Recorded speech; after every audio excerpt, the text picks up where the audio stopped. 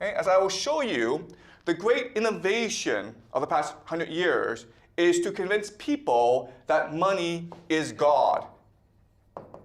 Money is both nothing and everything, and so you can spend your entire life dedicated to achieving money. Okay? So that's the second great innovation. And the third great technique that's changed economics is to understand that if you really want people to focus their energies, you need to create anxiety in them. Okay? Anxiety. And how do you create anxiety? Well, the best way is to create the idea of debt, right? So I'll lend you $1 million today, and you enjoy it, but then you have to spend the rest of the time paying it back. The problem with this, of course, is that there's interest, and so you can never really pay it back, which causes anxiety. And so the idea of debt, I can extract much more value from you than if you were not in debt. Okay? That's the first tool. Second is the idea of inequality and poverty, where a certain class of people are poor, and they'll always be poor. And that incentivizes, encourages the middle class to work even harder. All right? The third mechanism of anxiety is wealth destruction. What is wealth destruction? Simple. War or depression, right? When the economy collapses, when all your wealth vanishes. The idea here is, listen, if the peasants work really hard and they store up a lot of grain, they have a huge granary, they really don't have to work anymore, right? So as a landlord, what do? Well, you go burn down the granary. All right? So war is not just a mechanism to expand capitalism, but it's also a way to make people more anxious because you destroy their wealth and therefore they have to work a lot harder. Okay? So again, in economics class, you may taught that the point of capitalism is to accumulate more capital. No, guys. The point of capitalism is to focus the energies of the peasants. Okay? Because the attention, the focus, is what makes society much more energetic. And that's the end goal. All right? So if society is wealthy, that's actually a good thing because it makes people lazy and complacent. And so the way to resolve this issue is by constantly engaging in wars and by having the boom-bust cycle that you might learn in economics class, right? So in economics, you might learn that the boom-bust cycle is natural to capitalism. It is not natural to capitalism. It is artificial. The people in charge artificially destroy economies, to destroy wealth, to make the peasants work a lot harder. Okay? So are you guys following along? Okay? So that's the strategy that we've learned these past few centuries. And that's why in today's society, we are the wealthiest society ever in human history, and yet at the same time, we are the most miserable, we are the most anxious, and we are the most in debt, okay? Because the landlord class, the capitalists, the elite, what they figured out are three mechanisms in which to extract as much energy from us as possible. First is to give us the illusion that we have freedom in our lives, we have the freedom of choice, that we have equity in society. We can vote for our leaders. When in reality, it's all just an illusion. Okay? Second is to make money God, the end-all and be-all, both nothing and everything, the very focus of your life. And because money is so abstract, you can spend your entire life trying to achieve more and more of it, and yet at the same time, achieve nothing and nothing, okay? So think of like someone like Jack Ma, who has like more money than he can possibly spend, and what does he want? He wants more money, okay? And the third is to create anxiety in society so that people's entire existence is one of stress. And as a result, people are much more focused on work and wealth creation. Okay? And you do that by a constant process of wealth destruction.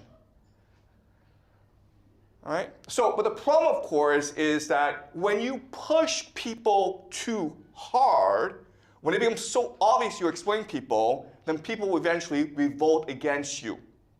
So the solution that we figured out is, what we can do is we can actually move, okay? The landlord class can actually move somewhere else. And so when the anxiety becomes overwhelming, what will happen is the peasants will destroy each other, and the landlord moves somewhere else with the capital, and they'll come back when the peasant class have completely exhausted themselves, and they're willing to rebuild society, okay? And this process is what rules the world today. It is what we call transnational capital. In other words, the wealthy people of the world, they have absolutely no loyalty to nation or to people or to place. They only have loyalty to their capital. And they're willing to move to wherever they can, wherever they have to, in order to keep their capital safe and to grow it.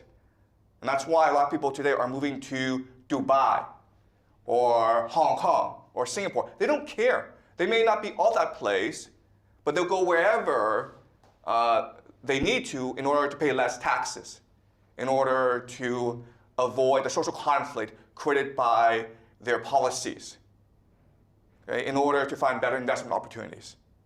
And this system is what rules the world today.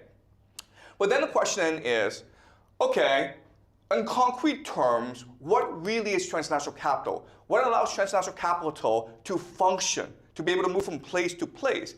Because remember, when you move from place to place, there are a lot of costs involved. For example, you don't really know anyone there, and so how can you trust the people, right? And the solution that we've developed over the centuries is the idea of secret societies. So what you will learn is that secret societies and transnational capital are essentially the same thing, okay? And this is the force that rules the world today. All right, so now that I've discussed transnational capital, let's look at secret societies, like where they come from and how they work. Okay, well, secret societies exist because the landlord class and the peasant class are fundamentally different. Therefore, the motivations, the beliefs, the worldview of these two classes must be different. Okay, so the peasants, what do peasants want? They want to live a simple life. They want to make some money. They want to have a family. They want to have some fun. They want to believe in God, okay? And so for the peasant class, we have organized religion, whether it's Islam or Christianity, okay? Christianity. Jesus, right? Jesus tells you to be a good person. Confucius tells you to be a good person, right? But the landlord class, they're different. They have a responsibility. They have an obligation to control the peasant class and extract as much energy as possible in order to maintain their society. Okay? So their religious practices must be very different. So whereas the peasants can pray to God, the landlord class must fundamentally pray to Satan. Okay? So now let's look at why the landlord class must pray to Satan. And this is true for all societies throughout human history. Before, the landlord class was blatant about it, okay? Now they have to be more hypocritical, more secretive about it. All right, so let's look at the landlord class. All right, so to be a landlord class, to be the elite, you have to do terrible things. But it's actually hard to do terrible things. All right, so let me give you an example. Let's just say, I would say to you, all right, I'm going to give you $10 million US. But what you need to do is this. What you need to do is take a gun and late at night, go kill a random stranger. You think, wow, that's a really good deal. If I kill a random stranger late at night, no one's going to know I did it, and I walk away with $10 million. And you think that I can do it, but guess what? When I actually make you go do it, you actually can't do it. Because there are lots of restrictions on your behavior. Okay, so think of suicide. If I gave you $100 million and promised you a path to heaven, would you kill yourself? Probably not. Okay, so suicide, killing yourself, in many ways, it's no different from killing someone else. We can't do it. Okay, but there are actually hacks around this. We figure out ways to make you go kill someone in a way that doesn't make you feel that guilty about it, okay? So to understand why, I will introduce you 2 social science experiments that they conducted in America at the end of the 20th century, okay?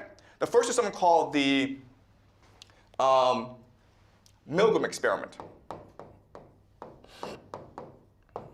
And this was done at Yale by a psychologist named Stanley Milgram. And the experiment was very simple.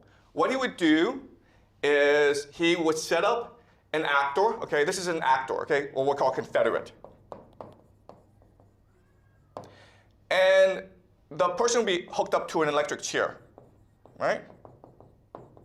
And there'd be a buzzer, which increases the voltage on that electric chair, okay? And there's like a max and there's a min, okay? And Stanley Milgram would be here in his lab coat, and he would invite a participant, okay, who's essentially a student, to come and be an assistant, okay? And the assistant's job was to press the button. And Stanley Milgram wanted to know, first of all, would this volunteer, this assistant, agree to shock another human being, even though he's seen the human being in pain? And second of all, Stanley Milgram wanted to see how much pain the volunteer was willing to inflict. And it turned out that with the idea of authority, okay, people are much more willing to let go of their inhibitions. Because what you're doing is you are removing responsibility from yourself to someone else. I didn't do it. I was ordered to do it. And surprisingly, people are willing to inflict a lot of pain on other people because they are able to remove responsibility for their individual actions, okay? Does that make sense?